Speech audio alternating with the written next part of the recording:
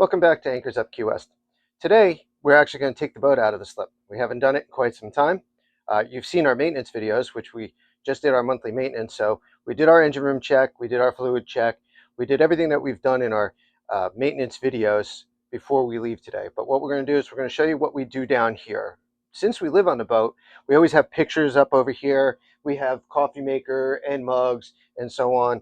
So we need to move those because otherwise they're going to become projectiles once we start running. So a couple things that we've done on this boat is we've created a checklist, which we'll start going over a little bit. And we've created a couple things in the boat just to be safe. So for example, right now, we're going to come over here and we're going to take this strap that we made and we're going to strap the pantry. This boat has a pantry that pulls out like this. So being that it's fairly heavy, and that it's only locked in place with this, as we're running, if we hit some rough weather and it bounces, we don't want this to open up because that's going to be a mess. So we're going to snap that strap right there. Got the other side, it's going to go right here.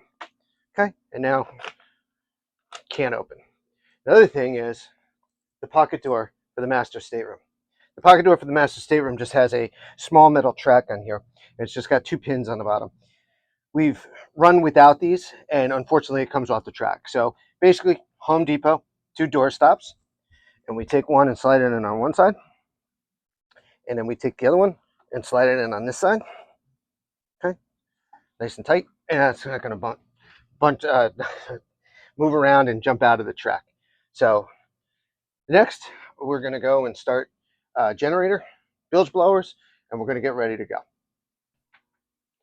One of the things on our checklist that everybody should do, being that we're going to go out in the ocean, we're going to be in deeper water, and God forbid something happens, the boat takes on water, and we need to get off the boat very quickly. One of the things that we do is we put our regular nighttime glasses, we put a wallet, and our car key in here. This way, God forbid something should happen, we have our glasses, we have our wallet, and we have our car key in case we have to get towed back or so on. We take that, we put it in a waterproof case, and then we take the case and we put it with our ditch bags, which we'll show you up when we get up into the cockpit of the boat as we start doing some more stuff. So now we're going to go and start generator and switch over to shore power, and we're going to retract the cable, and we're going to get some stuff done so we can get ready to go. Okay, so the next thing we're going to do is we're going to start the generator. First thing we're going to do is put the bilge blowers on. This way, if there are any fumes or anything in the bilge, it's going to get expelled. We're going to turn our master ignitions on because we're going to need those when we get up top. And we're going to turn our genset switch on. And then we're going to start our generator. We've showed you how to do this in previous videos, but you're going to hold the run. Okay, it's going to flash orange. The generator is going to start, and then it's going to go solid green. Once it goes solid green, you can now let go of the switch. Like that, and now our generator is on. So before, we're not going to switch over to generator. We're going to want this to warm up a little bit, but we don't need some of these things right now that we've got turned on. So for example, the water heater we don't need, the stove is already off, we don't need the washer and dryer, we don't need the microwave. We're not going to use it while we're out there, so we're going to keep those off. It takes the load off the generator if you should use them.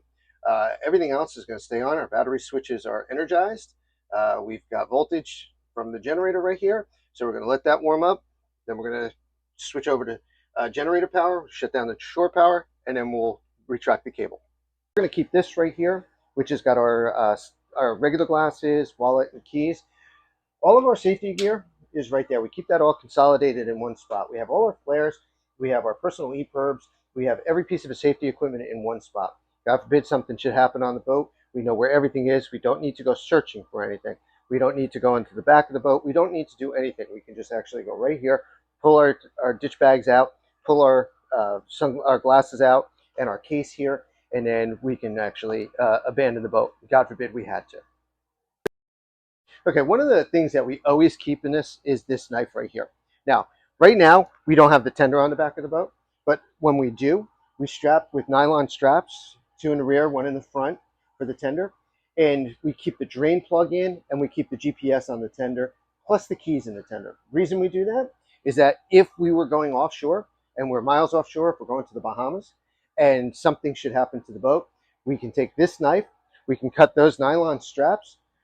The dinghy already has the drain plug in it, the keys in it, and it has the GPS on it. So we could actually get on the dinghy, abandon the boat, take our ditch bags with us, throw them on the dinghy. There's already safety gear on the dinghy. We'll go to that on another video. And we can actually cut the dinghy off the boat and just actually get on the dinghy. This way, if we needed to leave and go somewhere, get to an island, or just go into meet somebody else in another boat, we have that. This knife is very, very, very important. So always keep a knife handy no matter what you do. One of the really nice things about the 48 Sundancer is this seat right here that swivels out of the way. Makes for a nice conversation area. We have our lounger over here and have our helm seats over here. So what we do is we can actually just pull the pin right here. Sometimes it takes a little, okay? And we just can roll our seats right around. And then we can go and put that pin back into there. Okay, so now we have the helm seats in the position so that we can drive the boat. Now, we have our electronics on already. Okay, we haven't turned the radar on, but we have our electronics on. We keep our phones very handy with us. They're usually right here on the dashboard in case we need those. We have our radio tuned to 16. Before we leave, we're going to do a radio check, make sure the radio is working okay. And we are going to just make sure all electronics are good and everything is up and running. And then we're going to start the boat engines once we do a full check right there. Now we're going to turn our engine switches on, let the high pressure fuel pumps pressurize the fuel before we start the engines. You're going to see that. One of the things, if you notice right in here, we have this small mount right here. Since we're just going local just to exercise the boat, we're not going to use this. But what we do have is we have an iPad, waterproof iPad case. We use an iPad Pro, and I have Navionics loaded on the iPad. So if we're going anywhere that we don't know and that we don't want to use this chart plotter for, Navionics it's much more detailed, much more advanced, and you can put tracks and everything on that. We just mount it on the arm right here, and then I can have that display right next to me. Being that we're just going to go out into the ocean just for probably 30, 40 minutes, we're not going to use that today. All right, so let's energize the fuel pumps, okay? We're going to take the ignition switches and put them up into the middle position. And now what's going to happen is the analog gauges here right now, they're all read 0, okay? And our SIMRAD right here also doesn't have any data on it. So now that the engines are energized, the fuel pumps have pressurized the fuel. So now we have data on our SIMRAD, and you can see on our analog gauges, the fuel and the voltage are up. Okay, so everything has now come to life. So now that everything is primed, now we can start the engines. We'll start with port side. Okay, and we'll start with we'll go to the starboard side. Okay, engines are running. We're going to let these engines run probably for about 10 to 15 minutes, let them get up to temperature before we do anything else. So now that we've let the generator run for a little while, we're going to go switch that over from shore power to generator power, and then we're going to go disconnect our shore power cable from the pedestal.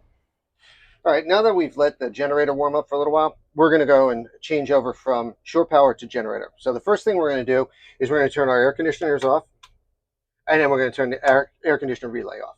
Okay, whatever we do not touch the master ignitions. We do not want to touch them. That will actually do a lot of damage to the engines if we shut them off right now. So right now we've got the air conditionings off. The rest of the stuff can stay on with no problem at all. We're going to shut the shore power switch off. Lights went off.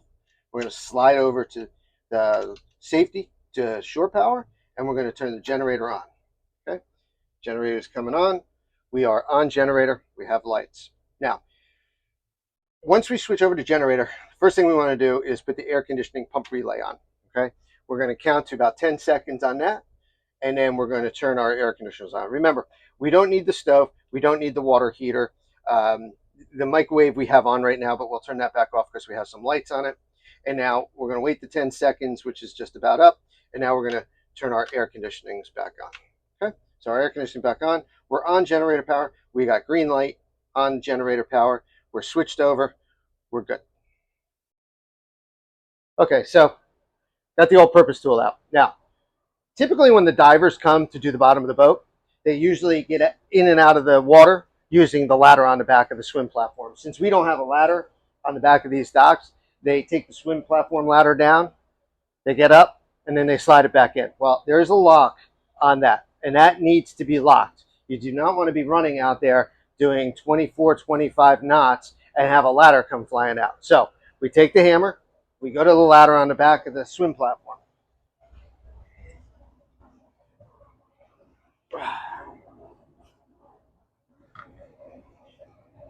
Okay, we have a lock right here. Okay, it does get, weathered and in salt water, so we're just going to take a hammer and we're just going to lock this thing in place right here. Make sure it's in place, and that's it. That ladder is locked. We do not want that ladder to come out at any time while we're running.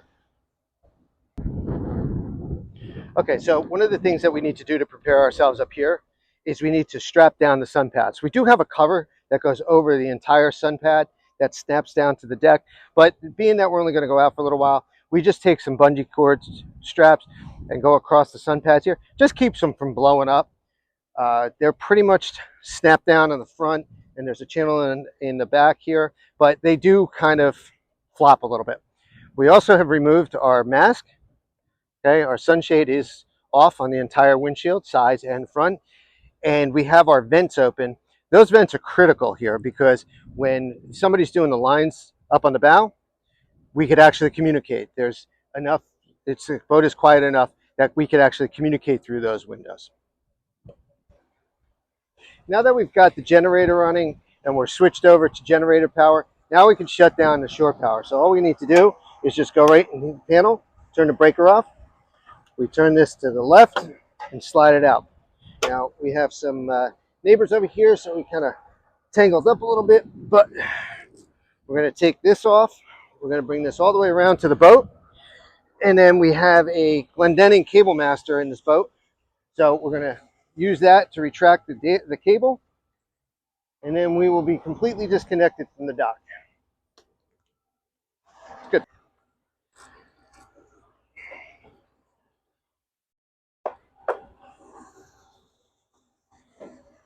Okay, I'm ready when you are to start retracting the cable.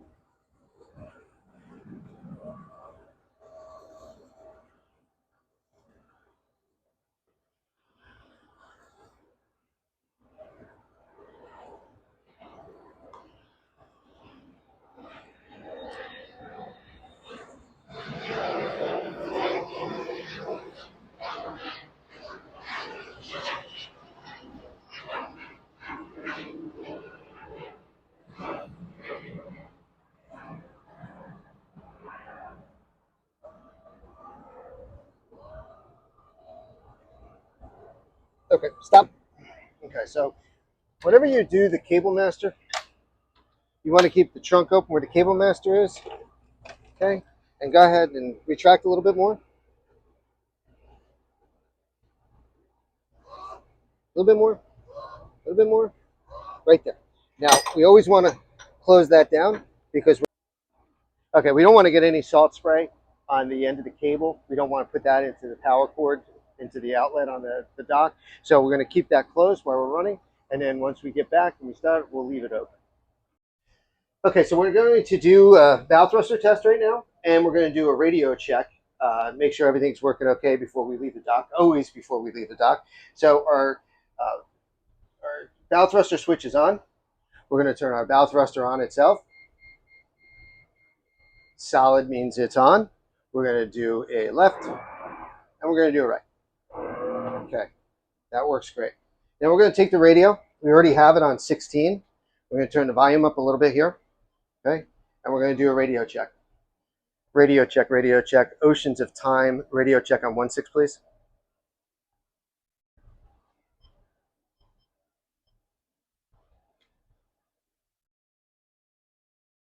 Okay, not everybody does a radio check, so you may have to do it once or twice.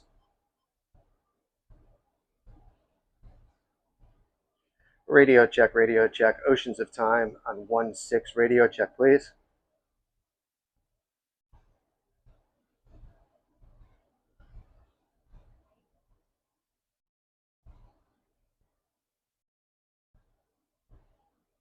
Okay, so either nobody's on or our radio is not working, but we're going to give it another try. Radio check, radio check. Oceans of Time, 1-6. Radio check, please. Good copy at the docks. Thank you much.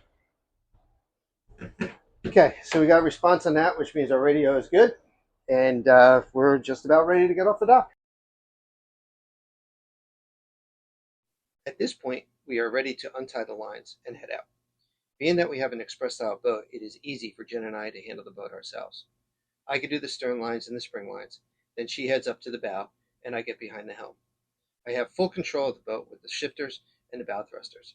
I can move the bow of the boat, starboard and port, so that Jen can put the lines to the pilings so that they're not hanging in the water.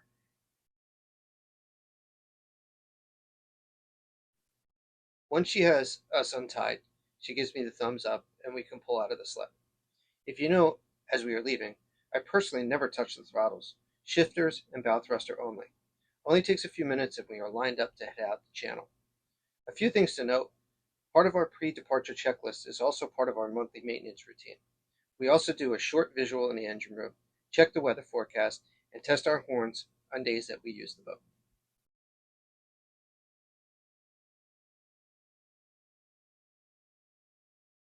We will also go over this in depth in our upcoming safety video. We also always have our life vests in the pocket next to the helm, so if we need them, they are in reach. Safety is a big concern for us, and we take every precaution before we leave the dock. Please subscribe to be notified of new videos. Our monthly maintenance and upcoming safety videos will be very important to have a safe day on the water. Thank you for watching Anchors of Key West, and stay tuned for more great videos. Enjoy the beautiful waters of Key West, and take a look at our checklist at the end of the video.